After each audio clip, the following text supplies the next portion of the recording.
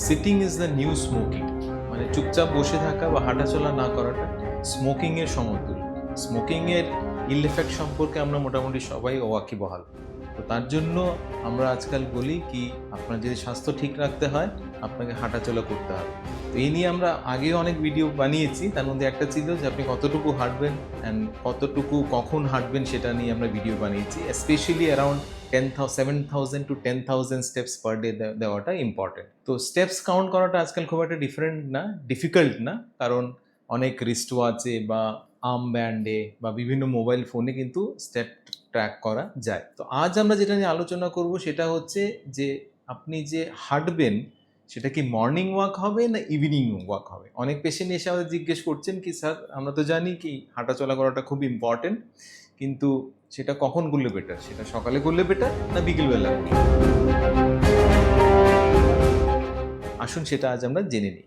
তো আপনাদের যদি আমাদের ভিডিওগুলো ভালো লেগে থাকে, kindly subscribe to our channel. তো আমরা মোটামুটি জানি যে 7,000 to 10,000 স্টেপস আমাদের দেওয়াটা ইম্পর্টেন্ট, কারণ হাঁটাচলা করলে আমাদের সুগার কন্ট্রোল থাকে। অ্যান্ড সুগার কি করে কন্ট্রোল থাকে সেটা নিয়ে আমরা আগেও বলেছি যে আমাদের যে হাঁটাচলা করলে আমাদের যে কাফ মাসেল আছে, এটা হচ্ছে বেসিক্যালি কাফ মাসেল। তো সেই কাফ মাসেলে একটা মাসেল আছে যেটা নাম হচ্ছে সোলিয়াস। এই সোলিয়াস মাসেল যখনই আমরা হাঁটাচলা করছি, সোলিয়াস মাসেল কন্ট্রাকশন হওয়ার কারণে বেসিক্যালি আমাদের যে ব্লাডে যেটা সুগার থাকে সেই সুগারটা সেই সোলিয়াস মাসেলটা শুষে নেয়। স্পঞ্জ যেমন জলকে শুষে নেয়, তেমনই সোলিয়াস মাসেলও কিন্তু আমাদের ব্লাডের যে সুগার আছে সেটাকে অ্যাবজর্ব করে নেয়। তো যখনই আমরা হাঁটাচলা করছি, কাফ মাসেলকে কন্ট্রাক্ট করছি, তখনই কিন্তু এটা সুগার ডিক্রিজ করতে সাহায্য করছে। যেটা আমরা এই চার্টে দেখাচ্ছি, খাওয়ার আগে আর খাওয়ার পর সুগারের মধ্যে ডিফারেন্স, হাঁটার পর স্পেশালি। তো আমরা যে হাঁটাচলা যে সুগার ডিক্রিজ করার জন্য ইম্পর্টেন্ট সেটা তো আমরা জানি, কিন্তু আমরা এটা অনুধাবন করতে পারি না যে হাঁটাটা ইনফ্যাক্ট আমরা সুগার মেডিসিন নিলে সুগার মেডিসিনের যতটুকু পোটেন্সি আছে হাঁটার কিন্তু ঠিক সমতুল্য পোটেন্সি আছে। তার মানে একটা সুগার মেডিসিন আপনার sugar around 30 to 40 milligram decrease করতে পারে, তেমনই টাইমলি যদি আপনি হাঁটেন, হাঁটাচলা করলেও কিন্তু আপনার সুগার ততটুকু ডিক্রিজ হতে পারে। তার মানে এফিকেসি ওয়াইজ সুগারের মেডিসিন আর হাঁটাচলা কিন্তু অলমোস্ট সমতুল্য। কিন্তু হাঁটাচলার আরও অনেক বেনিফিট আছে, যেমন হাঁটাচলা করলে বেসিক্যালি হাঁটা ইজ ফ্রি অফ কস্ট। সেটাতে কোনো কিছু লাগে না, কোনো কিছু এক্সট্রা ইকুইপমেন্ট লাগে না বা কোনো খরচা হয় না, যেটা মেডিসিনের ক্ষেত্রে প্রযোজ্য না। তেমন সাইড এফেক্ট, মেডিসিনের অনেক সাইড এফেক্ট থাকতে পারে, বিভিন্ন মেডিসিনের বিভিন্ন সাইড এফেক্ট থাকে। হাঁটার কিন্তু স্পেশালি কোনো সাইড এফেক্ট নেই, ইনফ্যাক্ট সব কিছু good effect rather than side effect. তেমনই অনেক ক্ষেত্রে সুগার মেডিসিন নিলে আপনার হাইপোগ্লাইসিমিয়া বা সুগার ডিক্রিজ হতে পারে, কিন্তু হাঁটাচলা করলে হাইপোগ্লাইসিমিয়া বা সুগার ডিক্রিজ হওয়ার কিন্তু সম্ভাবনা নেই অলমোস্ট। তো সেই হিসেবেও walking is better then medicine. তার মানে এটা না যে আপনি মেডিসিন নেবেন না, অবশ্যই মেডিসিন নেওয়াটা ইম্পর্টেন্ট, কিন্তু হাঁটাটাও ততটুকু ইম্পর্টেন্ট বা তার থেকেও বেশি ইম্পর্টেন্ট। অনেক ক্ষেত্রেই সেটা আমরা অনুধাবন করতে পারি না, আমরা হাঁটাচলাকে বা এক্সারসাইজকে ততটুকু গুরুত্ব দিই না যতটুকু গুরুত্ব দিই আমরা মেডিসিনকে। তো মেডিসিন আপনি নেবেন ডেফিনেটলি, যদি দরকার হয় মেডিসিন নিতেই হবে, কিন্তু হাঁটাচলা কিন্তু আপনাকে করতে হবে two decrease your sugar.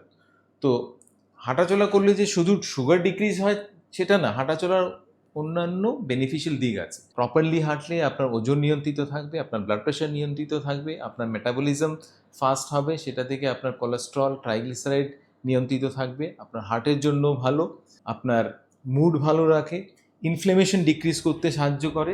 And আরেকটা যেটা ইম্পর্টেন্ট জিনিস সেটা হচ্ছে ইমিউনিটি বুস্ট আপ করতেও কিন্তু হাঁটাচলার অপরিসীম ভূমিকা আছে। কারণ হাঁটাচলা করলে আমাদের এনকে সেলস বলে একটা আছে, ন্যাচারাল কিলার সেলস, সেটা আমাদের সবার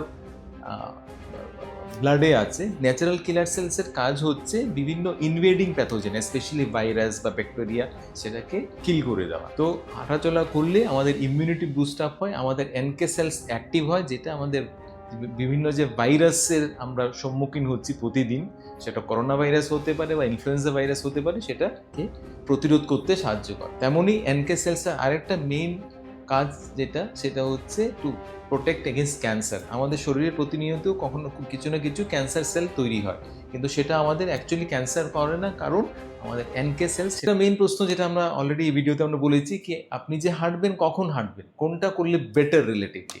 হাঁটা তো অবশ্যই ভালো, কোনটা করলে বেটার, সকালে হাঁটলে সেটা বেটার না বিকেলবেলা হাঁটলে সেটা বেটার। তো সেটাকে যদি আমরা বলতে চাই, সেটা আপনাকে বুঝতে গেলে কয়েকটা সায়েন্টিফিক জিনিস আপনাকে বুঝতে হবে, যেটা আমরা বোঝানোর চেষ্টা করবো ইন এ সিম্পল ওয়ে। তার মধ্যে আপনাকে কয়েকটা হরমোন বা কেমিক্যাল সম্পর্কে জানতে হবে, স্পেশালি 4টা। তার মধ্যে একটা হচ্ছে কর্টিজল, সেকেন্ড হচ্ছে ডোপামিন, থার্ড হচ্ছে সেরোটোনিন, ফোর্থ হচ্ছে বিডিএনএফ। তো বিডিএনএফ কি? এই 4টি যে কেমিক্যাল মিডিয়েটর বা হরমোন আমি বললাম, সেগুলো প্রতিটিই কিন্তু স্টিমুলেট হয় আমরা যখন নিজেকে সানলাইটে এক্সপোজ করছি। বিকজ সানলাইট হচ্ছে এই 4টে হরমোন বা নিউরো ট্রান্সমিটারের পোটেন্ট রিলিজ করতে সাহায্য করছে। তার মধ্যে বিডিএনএফ যেটা আছে, সেটার ফুল ফর্ম হচ্ছে brain derived neurotropic factor, BDNF. তো BDNF basically acts as a fertilizer to our brain. আমাদের ব্রেন যেমন বিভিন্ন নার্ভ সেল দিয়ে তৈরি, নিউরন দিয়ে তৈরি, সেটা যতই আমাদের বয়স বাড়তে শুরু করছে, এই নিউরনগুলো ডিজেনারেট হতে শুরু করে। তার জন্য বয়স বাড়ার সঙ্গে সঙ্গে আমাদের একটু মেমোরি প্রবলেম দেখা দেয়।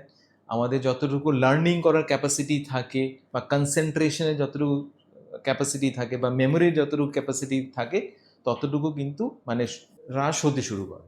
সেটার প্রধান কারণ হচ্ছে নিউরনাল লস, আর বিডিএনএফ সেটাকেই প্রিভেন্ট করছে। তো অ্যান্ড বিডিএনএফ স্টিমুলেট, অনেক জিনিস বিডিএনএফকে স্টিমুলেট করছে, তার মধ্যে অন্যতম হচ্ছে এক্সারসাইজ বা হাঁটাচলা করা। যখনই আপনি হাঁটাচলা করবেন, স্পেশালি সকালে যখন হাঁটছেন আন্ডার দ্য সান, আপনার বিডিএনএফ কিন্তু স্টিমুলেট হবে। আর বিডিএনএফ স্টিমুলেট হলে আপনার নিউরনাল লস, ব্রেইনের যেটা ক্যাপাসিটি, সেটা ক্যাপাসিটিকে মেনটেন করবে। বিভিন্ন নিউরোডিজেনারেটিভ ডিজিজ যেমন পার্কিনসন বা আলজেমার প্রিভেনশনেও সেটা সাহায্য করবে। তো if you are exposing yourself to early morning sun, সকালে যদি আপনি হাঁটাচলা করতে যান, সেটা আপনার বিডিএনএফ স্টিমুলেট করবে, যেটা আপনার ব্রেইনের জন্য খুব ইম্পর্টেন্ট। সেকেন্ড যেটা হচ্ছে, if you are going for early morning walk, সকালে যদি আপনি হাঁটাচলা করতে যান, আপনার সিরোটোনিন বডিতে তৈরি হবে। And serotonin is basically a happy hormone, আপনাকে ইট কিপস ইউ হ্যাপি। তো সকালে যদি আপনি হাঁটতে যান, স্পেশালি আর্লি মর্নিংয়ে যদি যান, আপনার সিরোটোনিন বুস্ট আপ হবে। সিরোটোনিন বুস্ট থেকে ইউ উইল ফিল গুড। তেমনই সকালে আর্লি মর্নিং হাঁটলে আপনার ডোপামিনও সিক্রিট হবে। অ্যান্ড ডোপামিন বেসিক্যালি হচ্ছে একটা কেমিক্যাল মিডিয়েটর, যেটা আমাদের ড্রাইভ দেয়, আমাদের প্যাশন দেয়, আমাদের উজ্জীবিত রাখে, আমাদের মোটিভেশন দেয়। তো আপনাকে যদি মোটিভেটেড থাকতে হয় all through out the day, বা সবসময় যদি মোটিভেট থাকতে হয়, কাজে অনেকের আছে আমাদের ইচ্ছে হয় না, আমরা আলস্যতা ফিল করি, তো সেটা basically because of lack of dopamine. তো ডোপামিন বুস্টের জন্য ইটস ভেরি ইম্পর্টেন্ট যে আপনি আর্লি মর্নিং ওয়াক করছেন। তেমনই ফোর্থ যেটা ইম্পর্টেন্ট থিং, যেটা আর্লি মর্নিং ওয়াক আপনাকে বুস্ট করছে, সেটা হচ্ছে কর্টিজল। তো what is cortisol? Cortisol basically হচ্ছে একটা হরমোন, যেটা আমরা স্ট্রেস হরমোন নামে জানি। তো সেটার অনেক রোল আছে। কর্টিজল তৈরি কোথায় হয়? কর্টিজল তৈরি হয় বেসিক্যালি অ্যাড্রিনাল গ্ল্যান্ড থেকে। এর যেটা চার্টে আমরা দেখাচ্ছি, পিকচারে যেটা দেখাচ্ছি, অ্যাড্রিনাল গ্ল্যান্ড, আমাদের দুটো যে কিডনি আছে, কিডনির, তো কর্টিজল বেসিক্যালি তৈরি হয় অ্যাড্রিনাল গ্ল্যান্ড থেকে। তো অ্যাড্রিনাল গ্ল্যান্ডটা হচ্ছে আমাদের দুটো যেটা কিডনি আছে, হচ্ছে দুটো কিডনির ওপর পোলে থাকছে দুটো অ্যাড্রিনাল গ্ল্যান্ড, আর এই দুটো অ্যাড্রিনাল গ্ল্যান্ড থেকে সিক্রেট হয় কর্টিজল। কর্টিজলের অনেক রোল আছে, তার মধ্যে অন্যতম হচ্ছে কর্টিজল আমাদের মেটাবলিজমকে রেগুলেট করছে। যেমন আমাদের সুগার রেগুলেট করতে সাহায্য করছে, আমাদের প্রেশার রেগুলেট করতে সাহায্য করছে, আমাদের ওজন রেগুলেট করতে সাহায্য করছে। তেমনি আমাদের ড্রাইভ, প্যাশন, ওগুলো রেগুলেট করতে সাহায্য করছে। আমাদের স্লিপ ওয়েক সাইকেল সেটা রেগুলেট করতেও কিন্তু সাহায্য করছে কর্টিজল। আর কর্টিজল যেটা তৈরি হচ্ছে অ্যাড্রিনাল গ্ল্যান্ড থেকে, সেটা basically under the influence of brain. আমাদের ব্রেন যখন সিগন্যাল দেয় অ্যাড্রিনাল গ্ল্যান্ডকে কর্টিজল তৈরি করো, তখনই কিন্তু এই অ্যাড্রিনাল গ্ল্যান্ড থেকে কর্টিজল তৈরি হয়। আর ব্রেন কোথা থেকে সিগন্যাল পাচ্ছে? ব্রেন পাচ্ছে বিভিন্ন এক্সটার্নাল ক্লুজ থেকে। তার মধ্যে অন্যতম হচ্ছে লাইট, এক্সারসাইজ, স্ট্রেস, আরও অন্যান্য ক্লুজ আছে, কিন্তু এগুলো হচ্ছে মেইন ইনফ্লুয়েন্সার, যেটা কর্টিজল সিক্রিয়েট করতে সাহায্য করছে। তার মানে আর্লি মর্নিং যদি আপনি নিজেকে সূর্যের আলোকে এক্সপোজ করছেন, it is a potent stimulator of cortisol, সেটা থেকে কর্টিজল তৈরি হচ্ছে। তো যখনই আপনি আর্লি মর্নিংয়ে, অ্যান্ড কর্টিজল বেসিক্যালি যেটা সিক্রেট হচ্ছে, সেটা একটা প্যাটার্নে হচ্ছে। কর্টিজল একটা বার্স্ট ইউজুয়ালি শুরু হয় আর্লি মর্নিং আওয়ার্সে। সকালে যখন আপনি ঘুম থেকে উঠছেন, তখনই কর্টিজলের একটা বার্স্ট হয়, কর্টিজল পিক হয়। তারপর কর্টিজল কিন্তু ধীরে ধীরে ধীরে ধীরে ডিক্রিজ হতে শুরু করে। দুপুরবেলা অনেকটাই কমে যায়, অ্যান্ড সন্ধ্যাবেলার দিকে কর্টিজল অনেকটাই বেসলাইন লেভেলে চলে আসে, অ্যান্ড মিডনাইট লেভেলে কর্টিজল একদম একদম লো লেভেলে থাকে, তারপর আবার আর্লি মর্নিং সেটা রেজ হতে থাকে। তো দ্যাট ইজ দ্য টিপিক্যাল মানে কর্টিজলের সিক্রেশনের একটা নর্মাল প্যাটার্ন। আর্লি মর্নিং সব থেকে বেশি থাকে, দিনের বেলা একটু কমে যায়, সন্ধ্যেবেলা আরও কমে যায়, রাত্রিবেলা একদম কম থাকে। তো এই যে কর্টিজলের যেটা প্যাটার্ন, তো আর্লি মর্নিংয়ে যখনই আপনি ওয়াকে যাচ্ছেন, সেই ওয়াকিংয়ের সময় যদি কর্টিজলটা এলিভেটেড থাকে, সেটা আপনাকে অনেক বুস্ট দেবে, আপনাকে উজ্জীবিত রাখবে। আপনার যে হাঁটাচলা করার যেটা ইচ্ছে, সেই ইচ্ছেকে অনেকটাই উজ্জীবিত রাখবে এই এলিভেটেড কর্টিজল। শুধু সেটাই না, সেটা আপনাকে পুরো দিন আপনাকে ইল কিপ ইউ মোটিভেটেড, আপনার অনেক এনার্জি দেবে। তেমনই এই কর্টিজল পালস যখন সকালবেলা বেশি হয়, সেটাই কিন্তু আপনার যে স্লিপ উইক যেটা সাইকেল, সেই স্লিপ উইক সাইকেলকেও রেগুলেট করবে। তার মানে হচ্ছে সকালে সাপোজ আপনি সকাল 5টার সময় উঠছেন, তখনই আপনার কর্টিজলটা সব থেকে বেশি থাকে। আর এই সকালে যখন কর্টিজলটা বেশি থাকে, সেটাই কিন্তু আপনার যে রাত্রিবেলা যখন আপনি ঘুমোবেন, সেটাই কিন্তু টাইম নির্ধারণ করে দেয়। কারণ বেসিক্যালি সেটা অনেকটা কম্পিউটারে যেমন সফটওয়্যার থাকে, একটা অন্যটার উপর ডিপেন্ড করছে, তেমনই আমাদের শরীরে বিভিন্ন সফটওয়্যার থাকে। তার মধ্যে কর্টিজল হচ্ছে একটা কেমিক্যাল মিডিয়েটর, যেটা সকালে স্পাইক হওয়ার জন্য রাত্রিবেলা আমরা কখন ঘুমাবো সেটার টাইমটা নির্ধারণ করে দেয়। কারণ দেখা গেছে যে কর্টিজল স্পাইক হওয়ার 16 ঘন্টা পর আমাদের মেলাটোনিন স্পাইক হয়। আর মেলাটোনিন হচ্ছে একটা স্লিপ হরমোন, মানে যখনই আমাদের মেলাটোনিন স্পাইক হয় তখন আমাদের ঘুম পায়।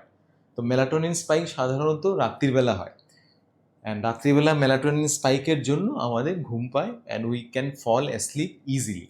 তো দেখা গেছে যে কর্টিজল স্পাইক হওয়ার 16 ঘন্টা পর অ্যাপ্রক্সিমেটলি মেলাটোনিন স্পাইক হয়। তো তার জন্য আর্লি মর্নিং যদি আমাদের কর্টিজল স্পাইক হয়, সেটা আলটিমেটলি আমাদেরকে সন্ধ্যাবেলা বা রাত্রিবেলা ঘুমোতে সাহায্য করছে। কারণ সাপোজ আপনার কর্টিজল স্পাইক হচ্ছে 9টার সময়, সকাল 5টার সময়, তো তার 16 ঘন্টা পর, তার মানে অ্যারাউন্ড রাত্রিবেলা 9টা নাগাদ আপনার কিন্তু মেলাটোনিন স্পাইক হবে। কারণ সেটা নির্ধারণ করছে কর্টিজল স্পাইকের 16 ঘন্টা পর। আর মেলাটোনিন স্পাইক যখন হবে আপনার রাত্রিবেলা 9টার সময়, তখন আপনার ঘুম আসবে। তো তার জন্য আর্লি মর্নিং কর্টিজল স্পাইক কিন্তু খুব ইম্পর্টেন্ট। শুধু যে আমাদের বিভিন্ন মেটাবলিজমের জন্য বা আমাদের উজ্জীবিত রাখার জন্য সেটা না, আমাদের স্লিপ ওয়েক সাইকেলটা রেগুলেটও করছে কিন্তু এই cortisol spike early in the morning. সেটাই যখন আমাদের কর্টিজল স্পাইকটা শিফট হয়ে যায়, সকালে না হয়ে যদি যখন আমাদের কর্টিজল স্পাইকটা একটু লেট হয়ে যায়, তখন কিন্তু আমাদের স্লিপ উইক সাইকেলটা ডিস্টার্ব হয়ে যায়, তখন আমাদের ঘুম ভালোভাবে আসে না। কারণ কর্টিজল আর মেলাটোনিন হচ্ছে দুটো অপোজিং ফ্যাক্টর। কর্টিজল যখন বাড়ে মেলাটোনিন কম থাকে, আর উল্টোটা প্রযোজ্য, কর্টিজল যখন কম থাকে তখন মেলাটোনিন বাড়ে। তার জন্য যেটা আমি আগে বললাম, কর্টিজল সকালে স্পাইক হচ্ছে অ্যান্ড রাত্রিবেলা সেই কর্টিজল স্পাইকটা অনেকটাই কমে যাচ্ছে, তার জন্য রাত্রিবেলা মেলাটোনিন স্পাইক হচ্ছে, আর মেলাটোনিন স্পাইকের জন্য কিন্তু আমাদের ঘুম আসে। আর যখনই এই কর্টিজল স্পাইকটা আমাদের ডিলে হয়ে যায়, মানে সকালে স্পাইক না হওয়ার বদলে এই কর্টিজল স্পাইকটা যখন দুপুরবেলা হচ্ছে, সাপোজ সকালে 5টার সময় হওয়ার বদলে সেই কর্টিজল স্পাইকটা হচ্ছে দুপুরবেলা 12টা বা 1টার সময়, তখন কি হবে, সেই আমাদের মেলাটোনিন স্পাইকটা অনেক লেট হবে। কারণ সন্ধ্যাবেলা বা লেট ইভিনিংয়ে তখনও কিন্তু আপনার শরীরে কর্টিজল অনেকটাই থাকবে, আর সেটার জন্য মেলাটোনিন স্পাইক হবে না, আর সেটার জন্য আপনার স্লিপ যে ঘুমের যে প্রবণতা ইন দ্য আর্লি ইভিনিং বা লেট নাইট, সেটা অনেকটাই হ্যাম্পার হবে। তো তার জন্য কর্টিজল স্পাইক যত তাড়াতাড়ি কর্টিজল স্পাইক দিনের বেলা হয়, আর্লি মর্নিং আওয়াজে হয়, সেটাই আমাদের জন্য বেটার। কারণ সেটা আপনাকে ড্রাইভ দেবে, আপনাকে উজ্জীবিত রাখবে, আপনার কাজে আপনাকে প্রোডাক্টিভিটি দেবে, সেটা আপনাকে will keep you happy and রাত্রিবেলা আপনাকে ঘুমোতেও সাহায্য করবে। কিন্তু সেই কর্টিজল স্পাইকটা যদি লেট হয়, সেটাই কিন্তু আপনাকে আপনার মোটিভেশন দেবে না, আপনার ফ্যাটিগেবিলিটি লাগবে, আপনার টায়ার্ড লাগবে, আপনার কাজে মন আসবে না, ইনফ্যাক্ট রাত্রিবেলা আপনাকে ঘুমোতেও সেটা প্রবলেম সৃষ্টি করবে। তো আমাদের মধ্যে অনেকেই আছি যারা সকালে তো হয়তো আমরা ঘুম থেকে উঠছি, কিন্তু সকালে ঘুম থেকে ওঠার পরেও কিন্তু আমরা বিছানায় শুয়ে আছি, আমরা বাইরে যাচ্ছি না বা ওয়াকে যাচ্ছি না, আমরা বিছানায় শুয়ে আমরা নিউজ পেপার পড়ছি, বা আমরা মোবাইল ফোন সার্ভ করছি, আমরা সোশ্যাল মিডিয়া দেখছি, হোয়াটসঅ্যাপ দেখছি, ফেসবুক দেখছি, ইনস্টাগ্রাম দেখছি, অ্যান্ড সকালবেলা 12টা বা 11টা বা 12টার আগে আমরা বাইরে যাচ্ছি না। তো সেগুলো করলে কি হবে, সেগুলো করলে আমাদের যে কর্টিজল স্পাইক, সেই কর্টিজল স্পাইক কিন্তু অনেকটাই লেট হয়ে যাবে। তো যেটা আমরা আগেই দেখিয়েছি, সকালবেলা যদি আর্লি কর্টিজল স্পাইক থাকে সেটা আপনাকে বিভিন্ন হেলথ বেনিফিট দেয়, not only physical benefit, mental benefit, emotional benefit, কাজে আপনার প্রোডাক্টিভিটি আসে, অ্যান্ড আপনাকে ঘুমোতেও সেটা সাহায্য করে ইন দ্য লেট ইভিনিং। কিন্তু আপনি যখন বাইরে যাচ্ছেন না, আর্লি মর্নিংয়ে সান এক্সপোজার করছেন না, বা আর্লি মর্নিংয়ে হাঁটাচলা করছেন না, আপনার কর্টিজল স্পাইকটা কিন্তু অনেক লেট হয়। আর লেট কর্টিজল স্পাইকের জন্য কি হয়, আপনার মেলাটোনিন লেভেল অনেকটা কমে যায় সন্ধ্যাবেলা, মেলাটোনিন স্পাইক হতে পারে না। আর যেহেতু মেলাটোনিন হচ্ছে একটা স্লিপ হরমোন, যত মেলাটোনিন বেশি থাকবে রাত্রিবেলা তত আপনার ঘুম আসবে। আর যেহেতু মেলাটোনিনটা কমে যাচ্ছে রাত্রিবেলা বিকজ অফ হাই কর্টিজল, আপনার ঘুমে সমস্যা হবে। শুধু যে ঘুমে সমস্যা হবে সেটা না, লেট কর্টিজল স্পাইক আপনাকে টায়ার্ডনেস দেবে, আপনার মুড ভালো থাকবে না, আপনার মেটাবলিজম স্লো করে দেবে, আপনার ওজন বাড়বে, তো বিভিন্ন সমস্যার সৃষ্টি করবে। তো এগুলো হচ্ছে basically the drawback of not exposing yourself to sun. মানে আপনি সকালবেলা উঠে যদি সানে এক্সপোজ না করছেন, সূর্যালোকে যদি এক্সপোজ না করছেন নিজেকে, বা হাঁটাচলা না করছেন আর্লি ইন দ্য মর্নিং, আপনার এই প্রবলেমগুলো দেখা দেবে। আপনার প্রোডাক্টিভিটি কমে যাবে, আপনার টায়ার্ডনেস লাগবে। তার মধ্যে অনেকেই আছে আমাদের পেশেন্ট এসে আমাদের সবসময় বলে আমার টায়ার্ড লাগছে, সবসময় কাজে ইচ্ছে নেই, বা সবসময় ঘুম পায়, বা ওজন বেড়ে যাচ্ছে, সুগার কন্ট্রোল থাকছে না, ব্লাড প্রেশার কন্ট্রোল থাকছে না, বা ঘুম আসছে না রাত্রিবেলা। সেটার পেছনে ওয়ান অফ দ্য রিজন হচ্ছে যে সকালবেলা উঠে সূর্যালোকে নিজেকে এক্সপোজ করছেন না, বা হাঁটাচলা করছেন না। কারণ সকালে উঠে যদি আপনি হাঁটাচলা করছেন, সূর্যালোকে নিজেকে এক্সপোজ করছেন, তাহলে আপনার এই যে বিভিন্ন hormones and chemical mediators, specially cortisol, dopamine, serotonin and BDNF, এগুলো আপনার সিক্রেশন হবে আপনার বডিতে। তো সেটা শুধু আপনাকে যে ফিজিক্যাল বেনিফিট দেবে সেটা না, সেটাতে অনেক ইমোশনাল বেনিফিট, সাইকোলজিক্যাল বেনিফিট আপনার দেবে। আপনার প্রোডাক্টিভিটি অনেক বেড়ে যায়।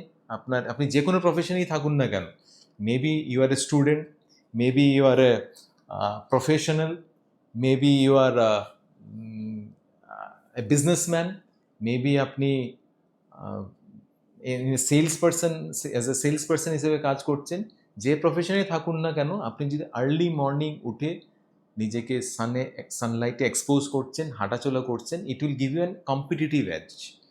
তার সঙ্গে যদি আপনি লেট ইভিনিং যদি ওয়াক করছেন, লেট ইভিনিং ওয়াক করলে কী হবে, লেট ইভিনিং ওয়াক করলে স্পেশালি আপনার ইভিনিং ওয়াকটা যদি আপনার বেড টাইমের খুব ক্লোজ থাকে, তাহলে যখনই আপনি ওয়াক করছেন বেসিক্যালি আপনার কী হয়, আপনার হার্ট রেট বেড়ে যায়, আপনার কোর বডি টেম্পারেচার সেটা বেড়ে যায়, আপনার কর্টিজল সেটা বাড়ে। তো এই তিনটে কারণেই কিন্তু কি হয়, এই তিনটে জিনিসই আপনাকে ঘুমানোর জন্য প্রতিবন্ধকতা সৃষ্টি করছে। Inhibited heart rate, elevated core body temperature and elevated cortisol. এটা যেমন আর্লি মর্নিংয়ে এগুলো হওয়া উচিত। আর্লি মর্নিং যখন আপনি ওয়াক করছেন, আপনার হার্ট রেট বাড়বে, আপনার কোর বডি টেম্পারেচার বাড়বে, আপনার কর্টিজল বাড়বে, তখন কিন্তু এটা ইজ বেটার ফর ইউ। কারণ এগুলোই কিন্তু তখন আপনাকে ড্রাইভ দেবে, আপনাকে মোটিভেশন দেবে, আপনাকে উজ্জীবিত রাখবে, আপনার কাজের প্রতি আপনার ইচ্ছে বাড়াবে, আপনার টায়ার্ডনেস বা ফেটিগিবিলিটি আসবে না। কিন্তু সেটাই যখন আপনি লেট ইভিনিং করছেন, সেগুলি কিন্তু আপনাকে ঘুমোতে এটা প্রিভেন্ট করবে।